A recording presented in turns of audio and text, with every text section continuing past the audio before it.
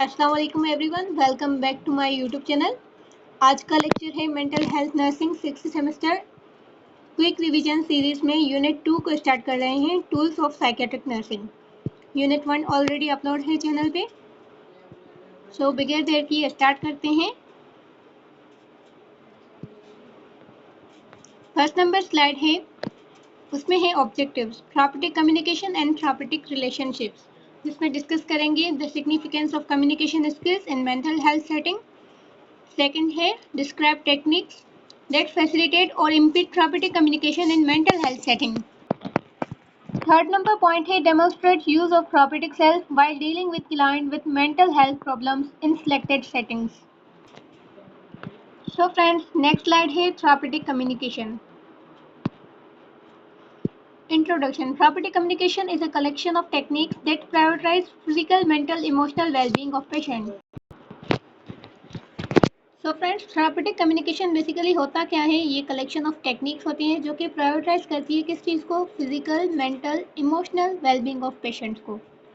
Nurses provide करती हैं patient को सपोर्ट और information while maintaining a level of professional distance and objectivity. Nurses जो है लेवल ऑफ प्रोफेशनल डिस्टेंस और ऑब्जेक्टिविटी को मेंटेन करते हुए प्रोवाइड करती हैं पेशेंट को केयर और इन्फॉर्मेशन, और पेशेंट को सपोर्ट देती हैं।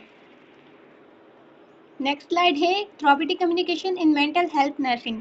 मेंटल हेल्थ नर्सिंग में थेराप्यूटिक कम्युनिकेशन का क्या रोल है? सो फ्रेंड्स, इसका है the nurse client relationship is the foundation on which psychiatric nursing is established. Psychiatric nursing जो है वो किस चीज़ पे एस्टेब्लिश की गई है? नर्स क्लाइंट के रिलेशनशिप पे। नर्स क्लाइंट रिलेशनशिप जो है वो फाउंडेशन है साइकियाट्रिक नर्सिंग की। ठीक है फ्रेंड्स, थेराप्यूटिक इंटरपर्सनल रिलेशनशिप क्या होता है? थेराप्यूटिक इंटरपर्सनल रिलेशनशिप एक प्रोसेस है जिसमें नर्सेज जो है प्रोवाइड करती हैं क्लाइंट्स को केयर साइकोसोशल इंटरवेंशन की नीड में। Mental health providers needs to know how to gain trust. Mental health providers जो होते हैं उनको ये जानने की ज़रूरत है कि कैसे जो है पेशेंट का ट्रस्ट जो है बिल्डअप करना चाहिए, और कैसे जो है इन्फॉर्मेशन पेशेंट से लेनी चाहिए, पेशेंट की फैमिली से, फ्रेंड्स से, रिलीवेंट सोशल रिलेशंस जो है पेशेंट के उनसे, और कैसे जो है उनको इन्वॉल्व करना चाहिए इफेक्टिव ट्रीटमेंट प्लान में। Next is therapeutic use of self is instrument for delivery of care to client in need of psychosocial intervention.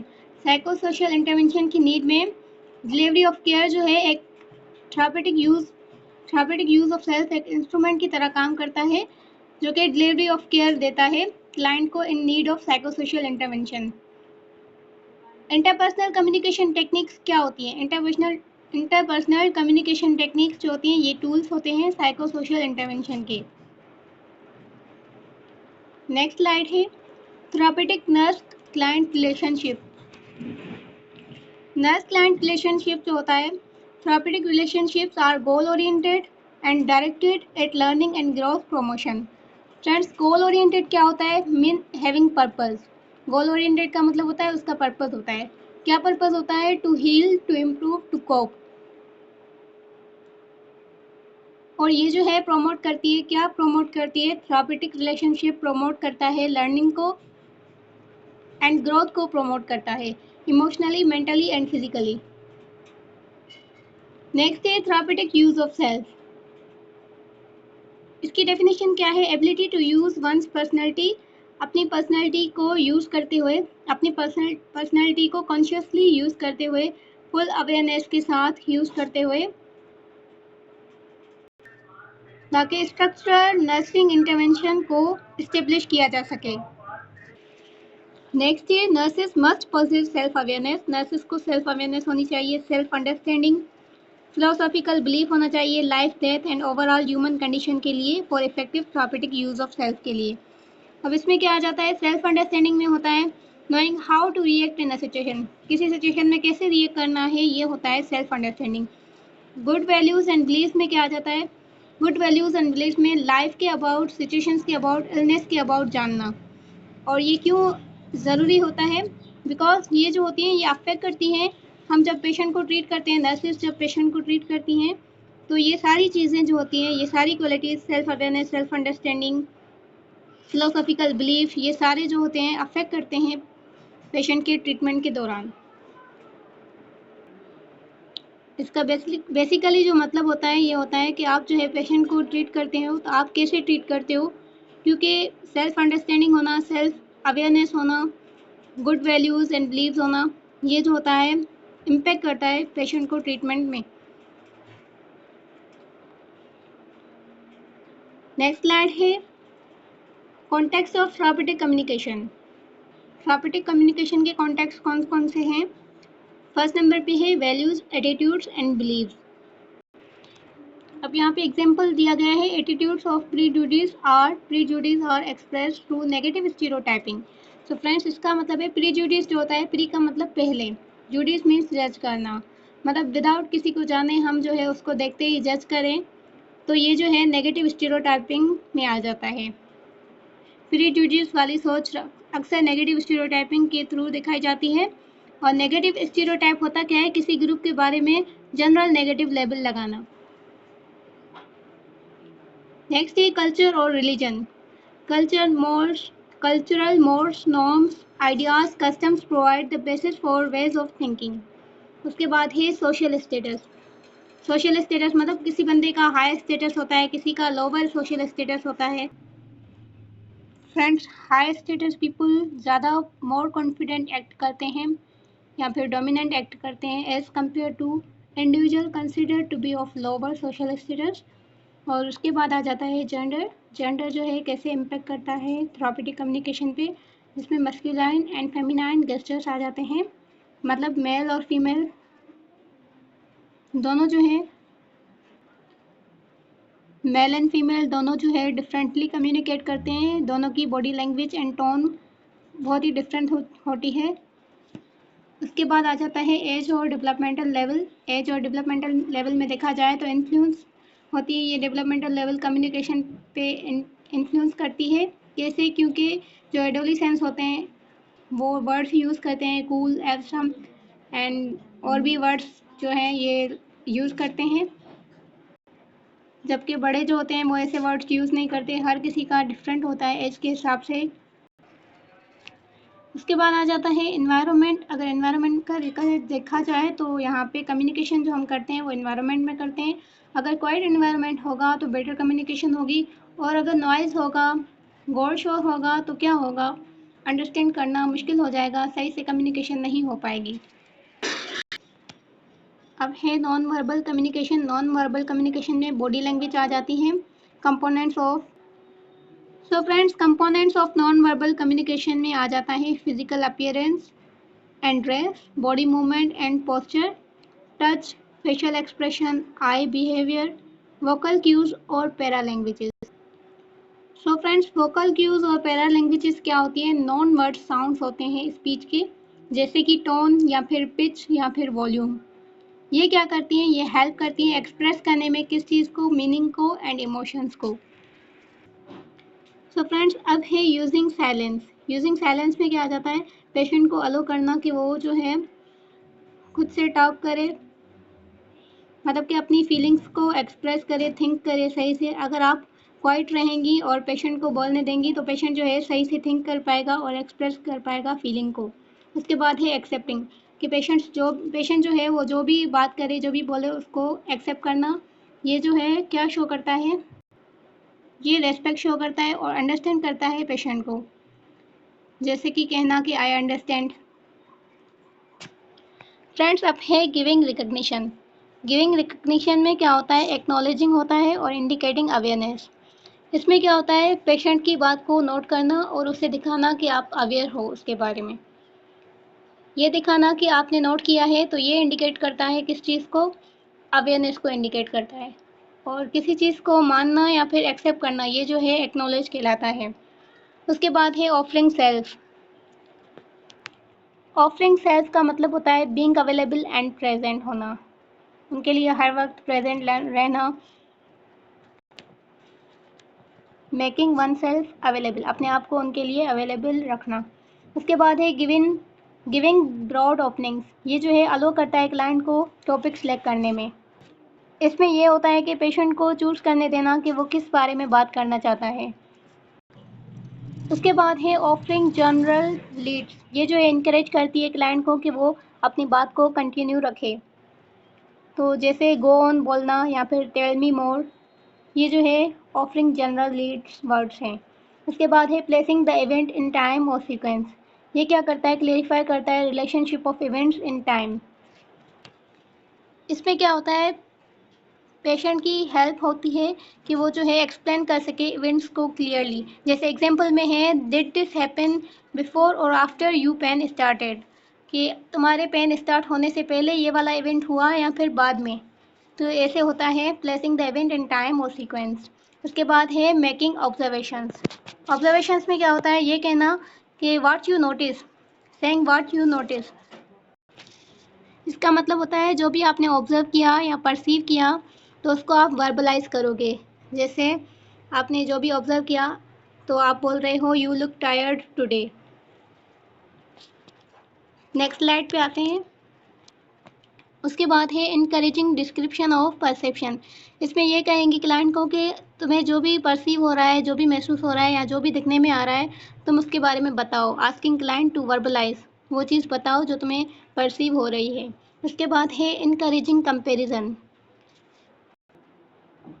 Encouraging comparison में क्या होता है, आप जो है क्लाइंट को बोलते हैं कि कंपेयर करो सिमिलरिटीज़ और डिफरेंसेस के दरमियान, आइडियाज़, एक्सपीरियंसेस, इंटरपर्सनल रिलेशनशिप्स के दरमियान कंपेयर करो सिमिलरिटीज़ को और डिफरेंसेस को। उसके बाद है रीस्टेटिंग। रीस्टेटिंग मीन्स रिपीटिंग। ये शो करता है कि आप जो है लिसन कर रहे हो पेशेंट को और अंडरस्टैंड कर रहे हो।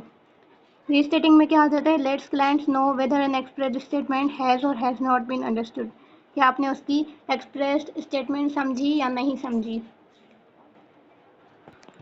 रिफ्लेक्टिंग में क्या होता है, पेशेंट से डायरेक्ट क्वेश्चन करना या उसको डायरेक्ट उसकी फीलिंग को बताना। जैसे कि कहना कि you seem upset about this. तो इससे क्या होगा, पेशेंट को हेल्प होगी उसके इमोशन को रिकॉग्नाइज करने में। उसके बाद है फोकसिंग। फोकसिंग में क्या होता है, taking notice of a single idea और even a single word. Focusing में क्या होता है, उसकी हर एक सिंगल वर्ड को, एक सिंगल आइडिया को नोट करना। और उसके बाद है एक्सप्लोरिंग। एक्सप्लोरिंग में क्या होता है, delving further into a subject, idea, experience and relationship. Exploring में क्या होता है, आप जो है क्लाइंट से क्वेश्चन करते हैं कि आप जो है क्लाइंट से बोलते हैं, ज़्यादा मतलब क्वेश्चन करते हैं ताकि आप जो है डीपली अंडरस्टैंड कर सकें। जैसे कि आप बोलते हैं can you tell me more about yourself, can you tell me more about that thing. तो ऐसे जो है ज़्यादा डीप में जाते हैं और ज़्यादा जो है हमें इंफॉर्मेशन मिलती है। सो फ्रेंड्स, नेक्स्ट है सीकिंग क्लेरिफिकेशन एंड वैलिडेशन। इसमें क्या होता है, जो बात क्लियर नहीं है उसको समझना और कंफर्म करना। जैसे पेशेंट ने कुछ ऐसा बोला है जो कि वैग्यू है, अनक्लियर है, आपको समझ नहीं आया, तो इस वजह से आप फिर से पेशेंट से पूछ के वो कंफर्म करना होता है। तो फ्रेंड्स, क्या करना चाहिए, सर्च करना चाहिए फॉर म्यूचुअल अंडरस्टैंडिंग। मतलब जो पेशेंट कह रहा है तो नर्स समझ रही है, वो दोनों की मतलब अंडरस्टैंडिंग जो है वो सेम है, मिलती है या नहीं, ये जो है समझना चाहिए। कि पेशेंट एक बात कहे और नर्स उसे ना समझे, या फिर नर्स जो कहे वो पेशेंट ना समझे। तो इस वजह से म्यूचुअल अंडरस्टैंडिंग होनी चाहिए दोनों की, दोनों जो है उस सेम बात को समझ सकें। और नेक्स्ट है प्रेजेंटिंग रियलिटी। प्रेजेंटिंग रियलिटी में क्या आ जाता है, क्लेरिफाइंग मिसकॉन्सेप्शंस दैट क्लाइंट में बी एक्सप्रेसिंग। क्लाइंट जो है उसकी जो गलत सोच को, मतलब क्लाइंट की गलत सोच को जेंटली सही करना। अगर पेशेंट गलत बिलीव कर रहा है तो उसे रियलिटी बताना विदाउट आर्ग्यूइंग, आर्ग्यू किए बगैर। उसके बाद है वॉइस डाउट। वॉइस डाउटिंग में क्या होता है, रियलिटी ऑफ क्लाइंट्स परसेप्शन। मतलब क्लाइंट जो है वो परसेप्ट कर रहा है, उसके लिए अनसर्टेनिटी शो करना, मतलब डाउट शो करना, सॉफ्टली डाउट शो करना बिना पेशेंट को हर्ट किए। या ये कहना कि मुझे वहाँ कोई नज़र नहीं आ रहा है। जैसे पेशेंट कह रहा है मुझे वहाँ पे कोई नज़र आ रहा है और आप कहो कि मुझे वहाँ कोई नज़र नहीं आ रहा। इसमें यह होता है कि पेशेंट को जेंटली गाइड करना होता है ताकि वो अपनी गलत बिलीफ को खुद क्वेश्चन करे। उसके बाद है वर्बलाइजिंग द एम्प्लॉयड। इसमें क्या है, putting into words what client has only employed. इसमें होता है पेशेंट कह रहा है नो वन विजिट मी, तो नर्स जो है उसकी फीलिंग्स को एक्सप्रेस करिए। नर्स क्या बोलेगी, यू फील लोनली। तो ये क्या करता है, हेल्प करता है पेशेंट की हिडन फीलिंग्स को एक्सप्लोर करने में।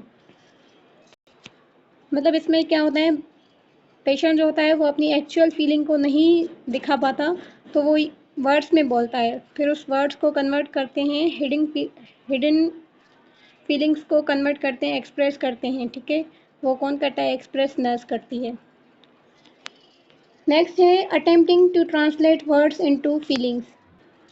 इसमें क्या होता है, वर्ड्स को फीलिंग्स में कन्वर्ट करना होता है जो कि पेशेंट ने इनडायरेक्टली एक्सप्रेस की हैं, उनको डायरेक्ट ही फीलिंग्स में कन्वर्ट करना होता है।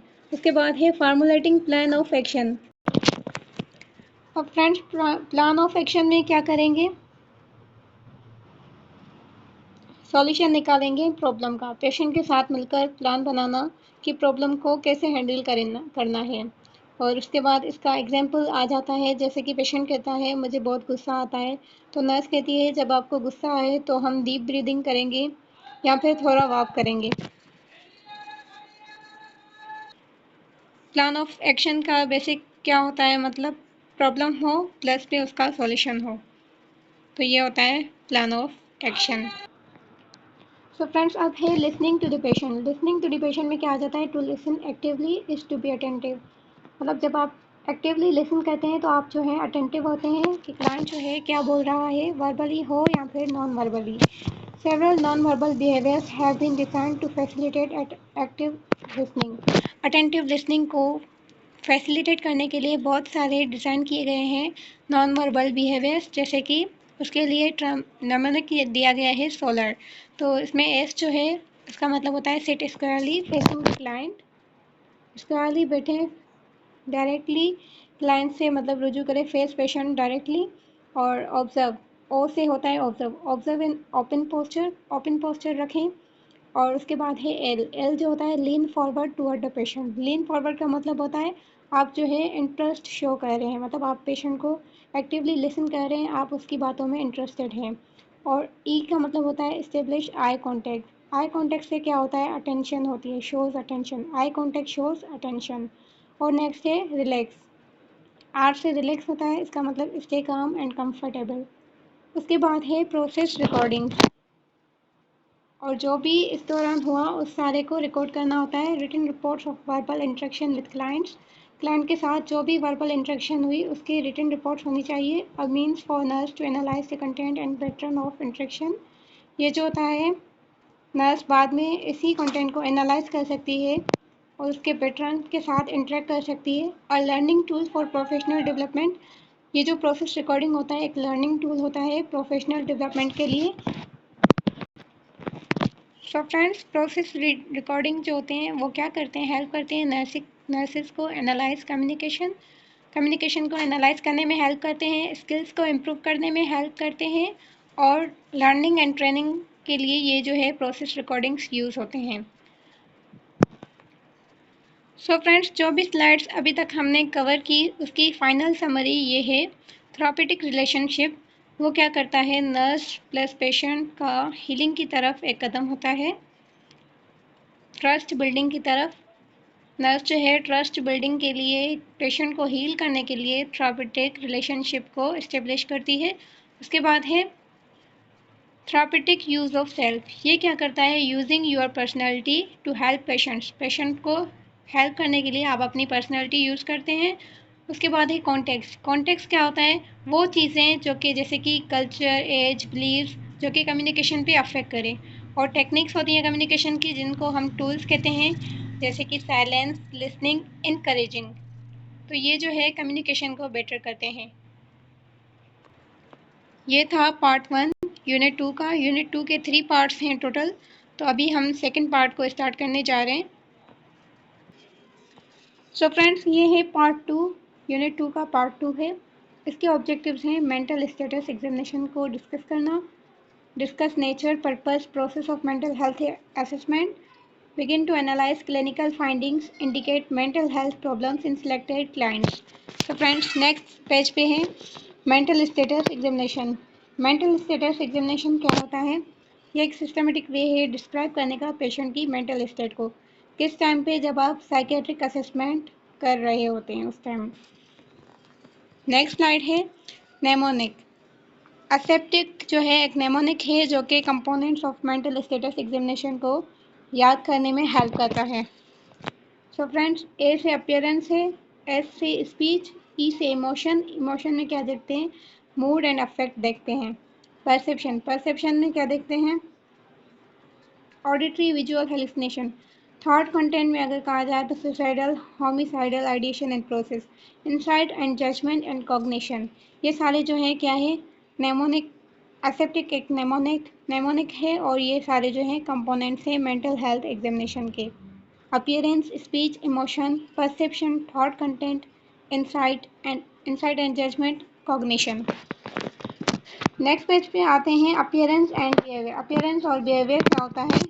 So friends, mental status examination begin हो जाता है जब आप क्लाइंट से, अभी आपने क्लाइंट से बात भी नहीं की होती तो मेंटल स्टेटस एग्जामिनेशन बिगिन हो जाता है। कैसे, वो आप उसकी अपीयरेंस और बिहेवियर को देख के आपको सेंस हो जाता है कि रेस्ट का इंटरव्यू कैसा होने वाला है, साइकेट्रिक इंटरव्यू बाकी बचा हुआ कैसा होने वाला है, क्योंकि आपने उसकी अपीयरेंस और बिहेवियर को देख लिया।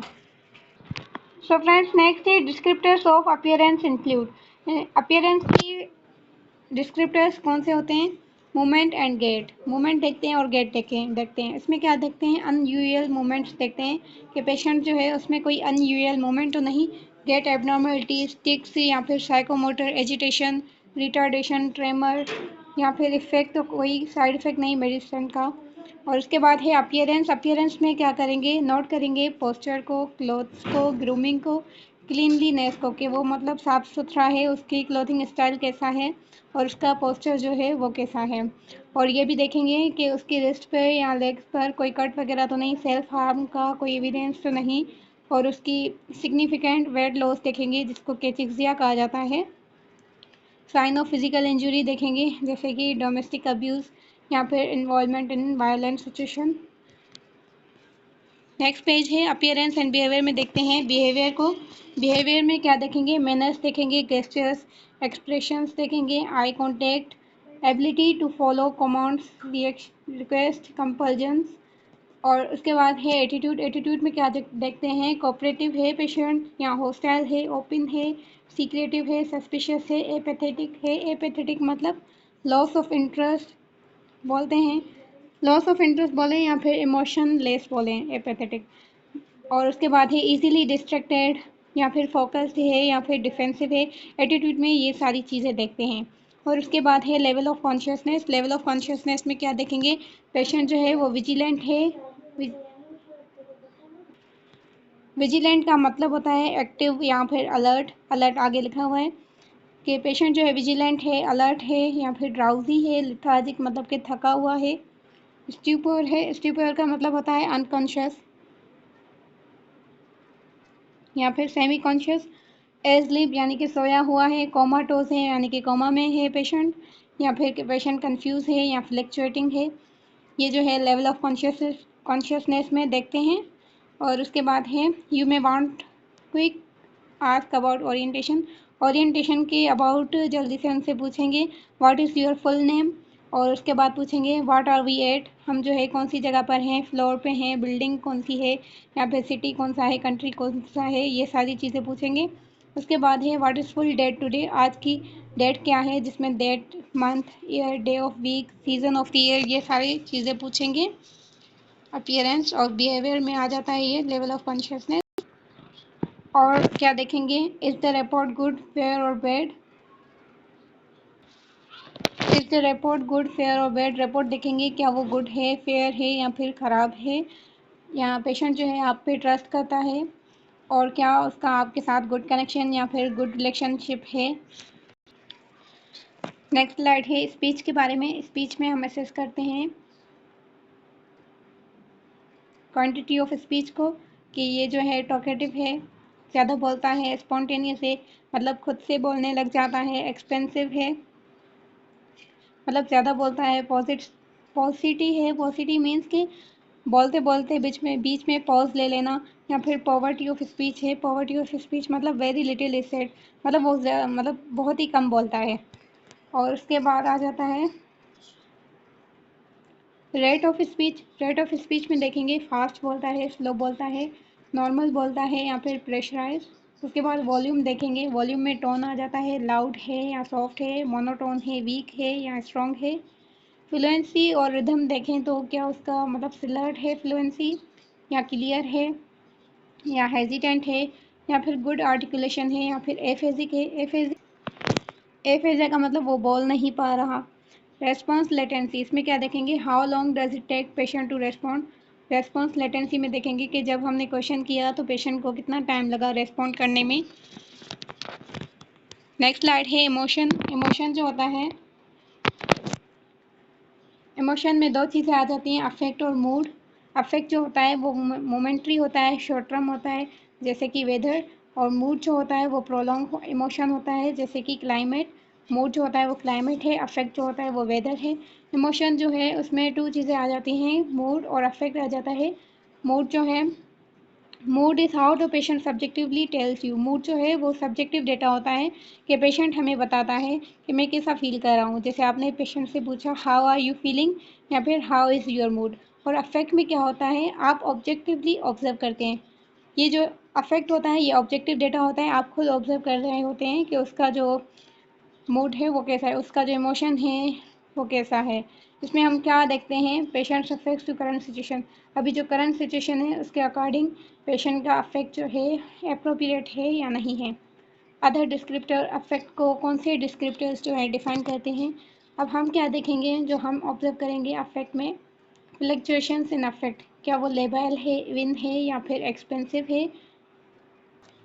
लेबल का मतलब होता है फ्लक्चुएट होना या फिर चेंजेबल, मतलब एट द टाइम उसका इमोशन चेंज है और फिर चेंज हो जा रहा है। और उसके बाद देखेंगे रेंज ऑफ अफेक्ट, क्या वो ब्रॉड है, रिस्ट्रिक्टेड है, मतलब उस पर कोई इमोशन नहीं है, या फिर ज़्यादा ही मतलब ब्रॉड है। इंटेंसिटी ऑफ अफेक्ट में क्या देखेंगे, ब्लंटेड है, ब्लंटेड मतलब कि म्यूट। और फ्लैट है, सेम मीनिंग हो रही है, ब्लंटेड या फिर फ्लैट। नॉर्मल है या फिर हाइपर एनर्जाइज्ड है। और क्वालिटी ऑफ अफेक्ट में क्या देखेंगे, क्या ये एंग्री है, सैड है, हॉस्टाइल है, एंड डिफरेंट है, यूथमिक है, डिस्फोरिक है। डिस्फोरिक का मतलब होता है सैड, या ये डिटेच है, लेट है। यूफोरिक का मतलब highly highly happy. Euphoric means extremely happy. उसके बाद यहाँ ये एंशियस है, एनिमेटेड है, इरिटेबल है, ये सारी आ जाती हैं इमोशंस में क्वालिटी ऑफ अफेक्ट में। उसके बाद है नेक्स्ट स्लाइड। इसमें इमोशन में कॉन्ग्रुएंसी देखते हैं। कॉन्ग्रुएंसी का मतलब होता है सिमिलरिटी, ठीक है। तो यहाँ पे क्या होता है, is there congruency between mood and affect. यहाँ पे पूछा जाता है, पूछ रहे हैं क्या मूड और अफेक्ट में सिमिलरिटी होती है। जैसे एग्जांपल में they say they are sad but are laughing, उन्होंने कहा कि वो सैड हैं बट वो हंस रहे हैं। Is there congruency between thought content and affect. अब दूसरा सवाल है कि यहाँ पे क्या कॉन्ग्रुएंसी है थॉट कंटेंट में एंड अफेक्ट में। जैसे कि उन्होंने कहा दे लुक सैड बट से आई फील हैप्पी, जैसे कि वो सैड दिख रहे हैं बट उन्होंने कहा कि हम ठीक हैं, हम हैप्पी हैं। नेक्स्ट है परसेप्शन। परसेप्शन में हम असेस करते हैं किस चीज़ को, make sure to ask in detail. Perception में जब हम परसेप्शन करना असेस करते हैं तो इसमें मेक श्योर करना चाहिए कि हमें जो है डिटेल में पूछना चाहिए, not just whether they hear voices और सी थिंग्स। मतलब बिल्कुल शॉर्ट में नहीं पूछना चाहिए कि क्या उन्होंने वॉइस सुनी या चीज़ों को देखा, इतना नहीं पूछना चाहिए, बल्कि डिटेल में पूछना चाहिए। उसके आगे नेक्स्ट स्लाइड पे आते हैं। परसेप्शन में इल्यूजन आ जाता है, इल्यूजन, और उसके बाद हेलुसिनेशन आता है। पहले इल्यूजन को डिफाइन करते हैं। इल्यूजन जो होता है मिसपरसेप्शन होता है एक्चुअल स्टिमुलाई का। और इसमें क्या होता है कि एक्चुअली जो स्टिमुलाई प्रेजेंट है, कोई चीज़ प्रेजेंट है, उसको मिस इंटरप्रेट करना, इसको कहते हैं इल्यूजन। जैसे patient feel as though a clock has eyes, that wind blowing is whispers, और they see figures moving in dark night when leaves on a tree are blowing. ये सारे कुछ एग्जांपल्स दिए गए हैं जिसमें कहा गया है कि एक पेशेंट जो है वो क्लॉक में आइज दिख रहा है, जबकि ऐसा कुछ नहीं है, वो एक क्लॉक ही है। और इसके अलावा विंड जो हवा जो चल रही है उसमें उसको विस्परिंग की आवाज़ें आ रही है, ये भी जो उसकी इल्यूजन है। मतलब स्टिमुलाई जो प्रेजेंट है उसको मिस इंटरप्रेट करना, इसको बोलते हैं इल्यूजन। और इल्यूजन जो होते हैं वो नॉन पैथोलॉजिक होते हैं। उसके बाद नेक्स्ट स्लाइड पे आते हैं। परसेप्शन में हेलुसिनेशन आता है। हेलुसिनेशन में क्या आ जाता है? हेलुसिनेशन वो परसेप्शन होती हैं जिसमें एब्सेंस ऑफ सेंसरी स्टिमुलाई, मतलब कोई स्टिमुलाई प्रेजेंट नहीं है मगर पेशेंट जो है उसको ऑडिटरी या फिर विजुअल या गस्टेटरी, ऑल्फैक्टरी, टैक्टाइल, ये सारी हेलुसिनेशन की टाइप्स हैं जो कि पेशेंट को दिखने में आ रहा है या फिर फील कर पा रहा है, जो कि रियलिटी में प्रेजेंट नहीं है। तो ये जो है, so these are all hallucination types.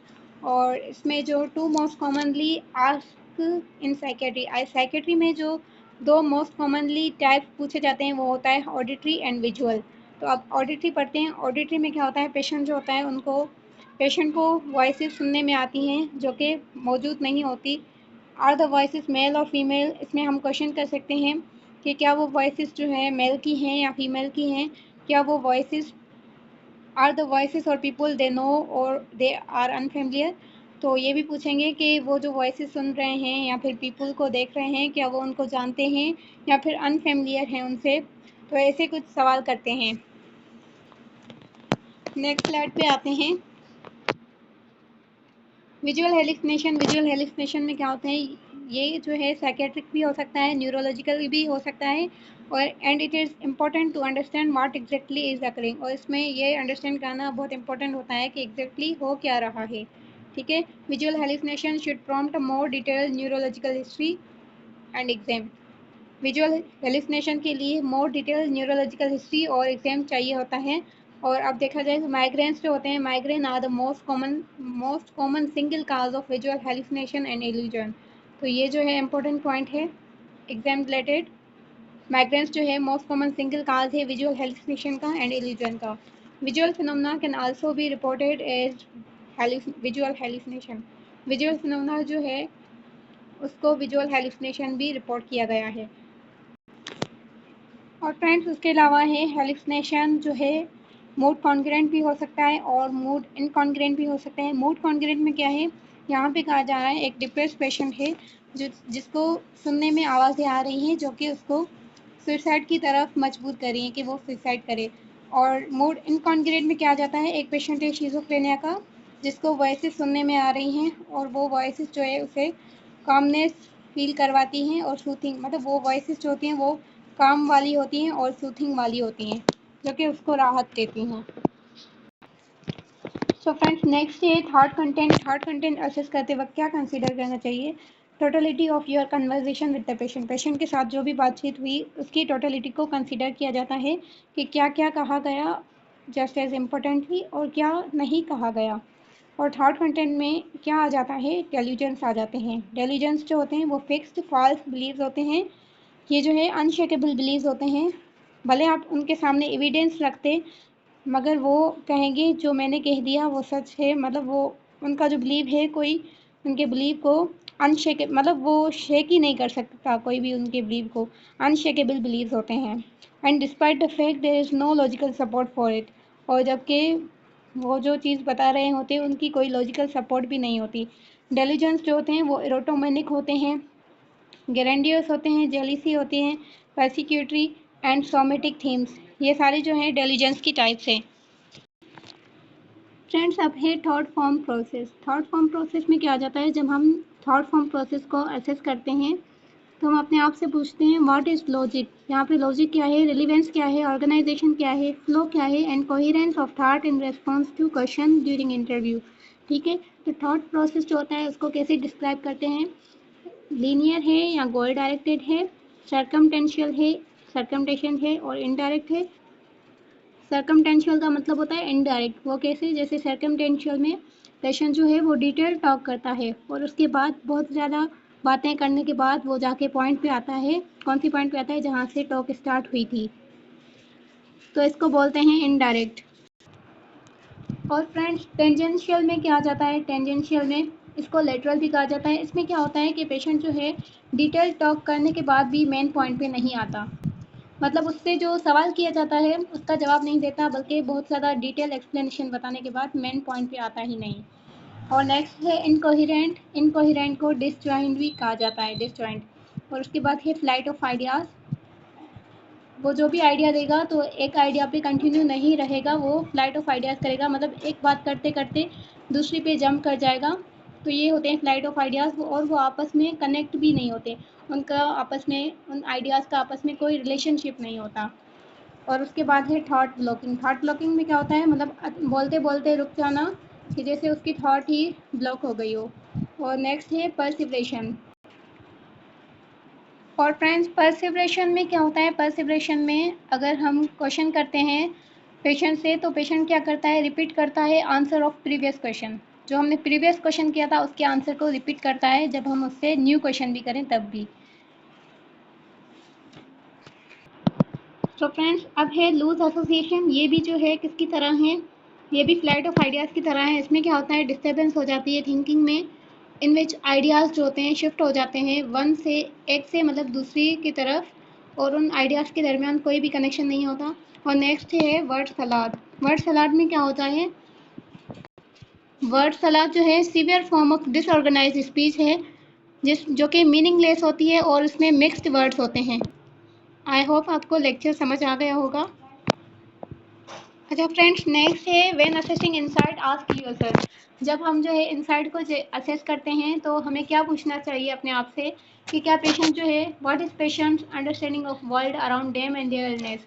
कि पेशेंट जो है वर्ल्ड को, वर्ल्ड के अबाउट उसके पास कोई अंडरस्टैंडिंग है या फिर उसकी इलनेस के अबाउट, ये पूछना चाहिए पेशेंट से हमें। और उसके बाद है are they able to reality test.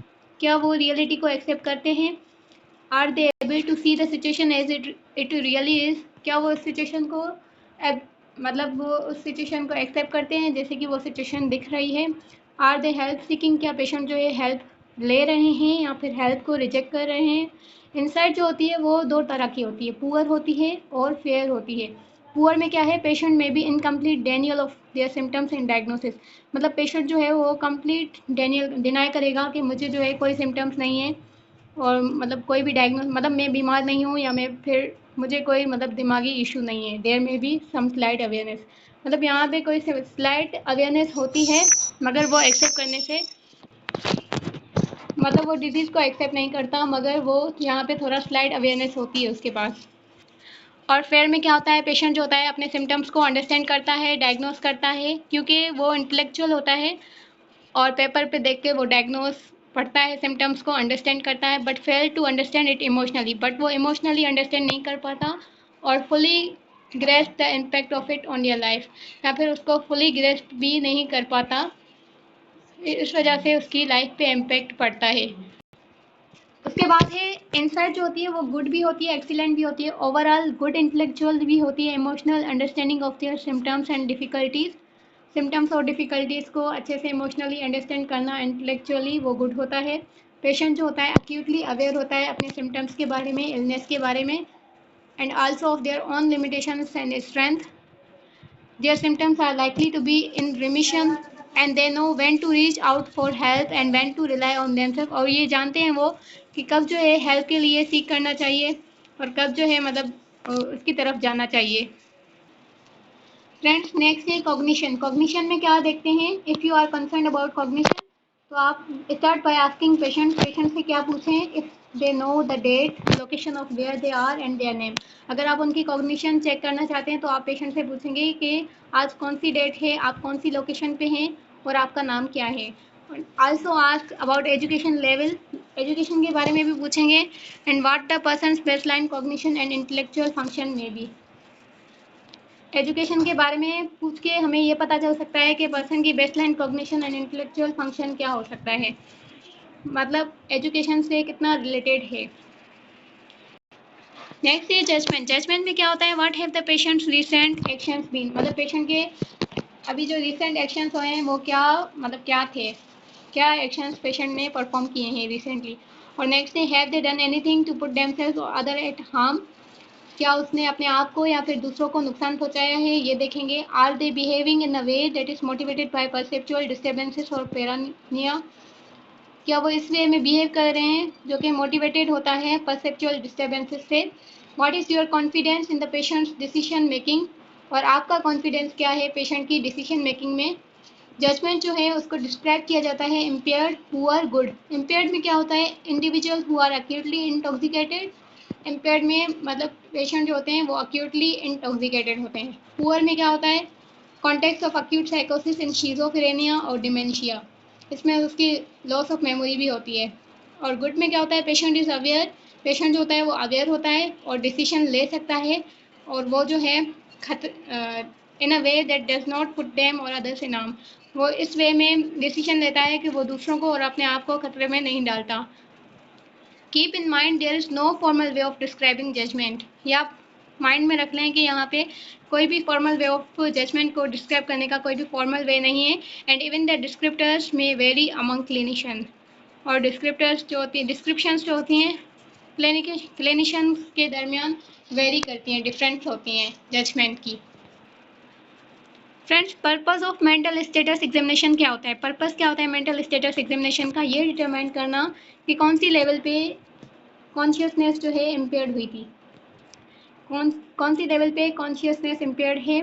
और इसके अलावा मेंटल स्टेटस एग्जामिनेशन जो है असेस करता है करंट मेंटल कैपेसिटी को, एवोल्यूशन ऑफ जनरल अपीयरेंस को और बिहेवियर को एवेल्यूएट करके करंट मेंटल कैपेसिटी को असेस करता है। इसके अलावा मेंटल स्टेटस एग्जामिनेशन जो है एक स्ट्रक्चर्ड असेसमेंट है पेशेंट के बिहेवियर की और उसके कॉग्निटिव फंक्शन की। History and mental status examination जो है मोस्ट इंपॉर्टेंट डायग्नोस्टिक टूल है साइकियाट्रिस्ट में, has to obtain information to make an accurate diagnosis.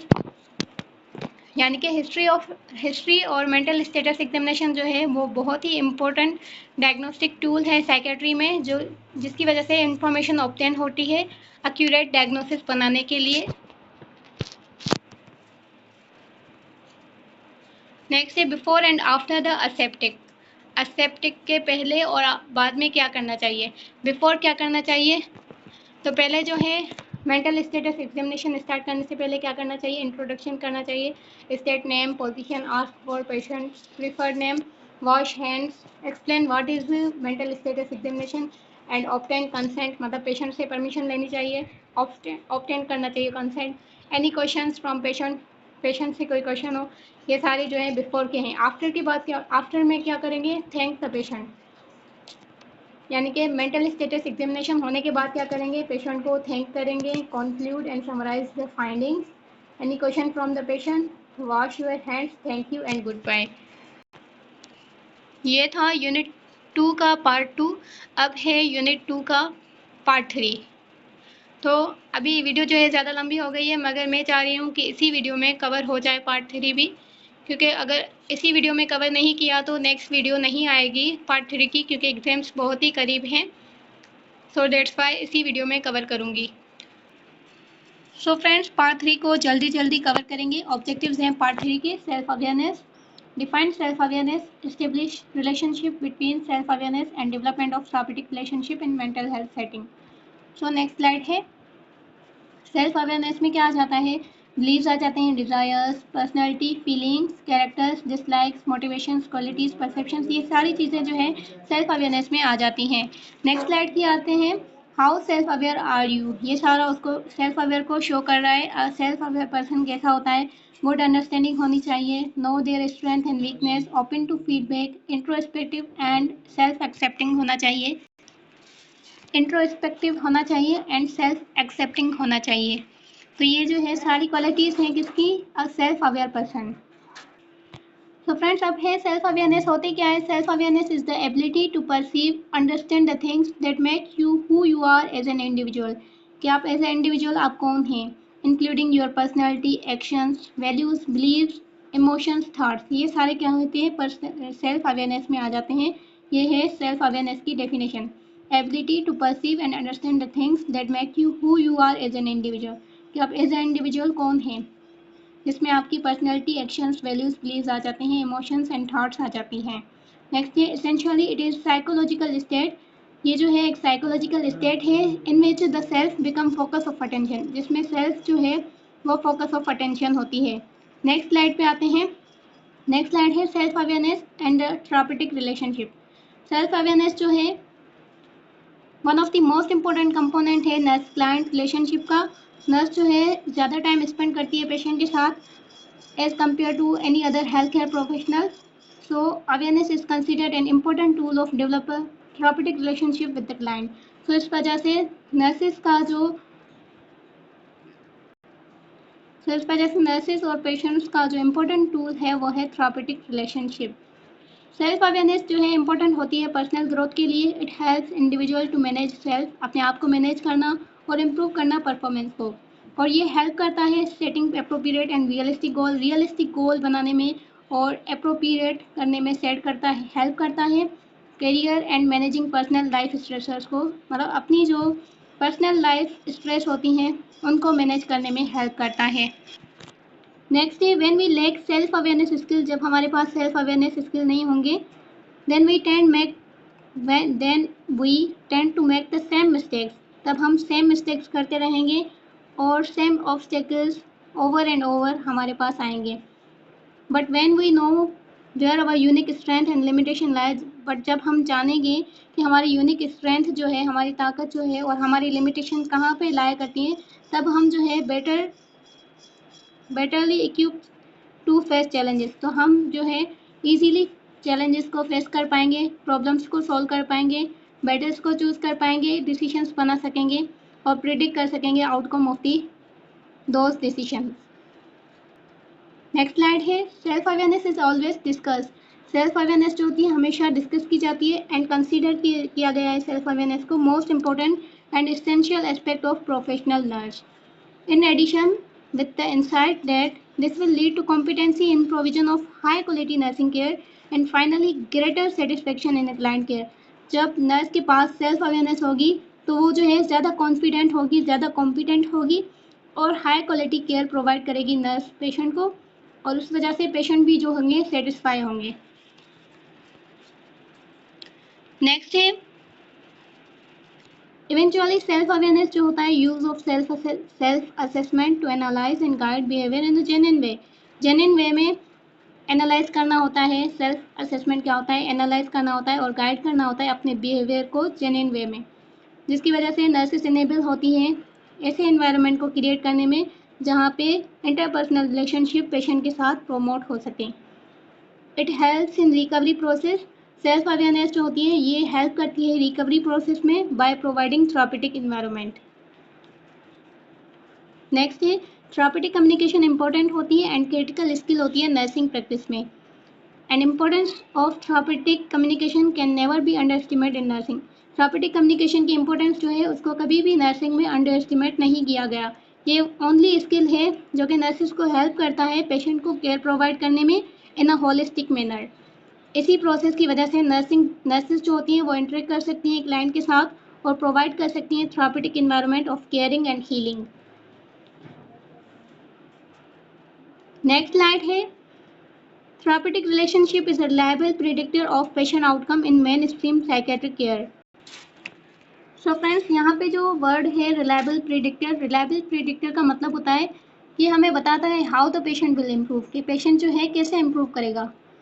और नेक्स्ट है role of mental health nursing has always been support people. Role of mental health nursing का जो role है वो हमेशा यही रहा है कि वो मेंटली इल पेशेंट्स को सपोर्ट प्रोवाइड करे ताकि वो डिग्निफाइड मीनिंगफुल लाइफ जी सकें। मेंटल हेल्थ नर्सिंग जो है उन्होंने अटेम्प्ट किया है एक develop a theory of profession under banner of therapeutic relationship. इसका मतलब है मेंटल हेल्थ नर्सिंग ने कोशिश, क्योंकि ये मेंटल हेल्थ नर्सिंग एक फील्ड है जिन्होंने कोशिश की है कि अपने प्रोफेशन के रूल्स और आइडियाज़ बनाए जाएं और ये सब थेरापेटिक रिलेशनशिप के सेंटर बनाकर किया गया है। मतलब थेरापेटिक रिलेशनशिप को सेंटर में रख के ये सब किया गया है।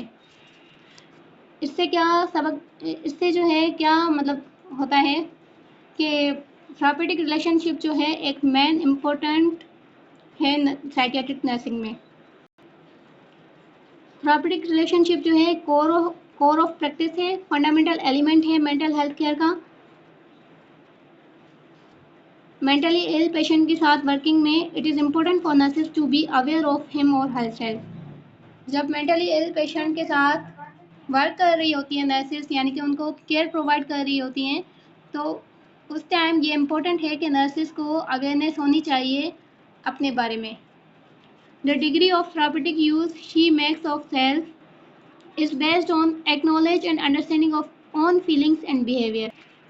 थेरापेटिकली जो नर्स यूज़ करती है अपने आप को, उसमें ये होता है कि वो जो है पेशेंट पे अफेक्ट करती है कि पेशेंट बेटर होगा या नहीं, क्योंकि ये एक्नॉलेज करता है और अंडरस्टैंड करता है अपनी फीलिंग को एंड बिहेवियर को। कौन करता है? नर्स। नर्स जो होते हैं वो अंडरस्टैंड करते हैं फीलिंग्स को और बिहेवियर को। उसके बेसिस पे ही डिसाइड किया जाता है कि पेशेंट जो है वो बेटर होगा या नहीं, क्योंकि अगर नर्स जो है वो सेल्फ अवेयर है देन चांसेस है कि पेशेंट जो है ज़्यादा बेहतरी की तरफ जाएगा, और अगर वो जो है सेल्फ अवेयर नहीं है तो वो सही से केयर प्रोवाइड ही नहीं कर पाएंगे। Friends, next is the amount of self-awareness through own thoughts, feelings, actions will reflect congruity of the how narcissist sees himself and how the significant others see him. So friends, इसका basically मतलब होता है, ये show करता है कि nurses जो है वो खुद को कैसे देखते हैं एंड जो दूसरे लोग हैं वो उसको कैसे देखते हैं। तो यहाँ पे काम क्या होता है, बहुत परसेप्शन, दोनों परसेप्शंस होती हैं, तो नर्सिस को दोनों ही परसेप्शंस का पता होना चाहिए कि वो अपने आप बारे में क्या महसूस करती है, क्या अपने आप के बारे में सोचती है, और दूसरे जो हैं उसके बारे में क्या सोचते हैं। कॉन्ग्रुइटी का मतलब होता है मैच करना। तो यहाँ पे कॉन्ग्रुइटी का वर्ड यूज़ किया गया है। यहाँ पे ज़रूरी नहीं कि जो है दूसरे जो उसके बारे में सोच रहे हैं वही उसकी सोच हो, या फिर जो वो अपने बारे में सोच रही है दूसरे भी उसके बारे में वही सोचें। तो इसलिए दोनों ही परसेप्शन की अवेयर होना ज़रूरी है। अगर उसके पास सेल्फ अवेयरनेस नहीं होगी तो उसकी पर्सनल नीड्स जो होंगी वो उसको अलो नहीं करेंगी, या वो उसकी personal needs as a barrier act करेंगी formation of meaningful relationship and with mentally ill के साथ मीनिंगफुल रिलेशनशिप फॉर्म करने में एज अ बैरियर एक्ट करेंगे पर्सनल नीड्स उसकी।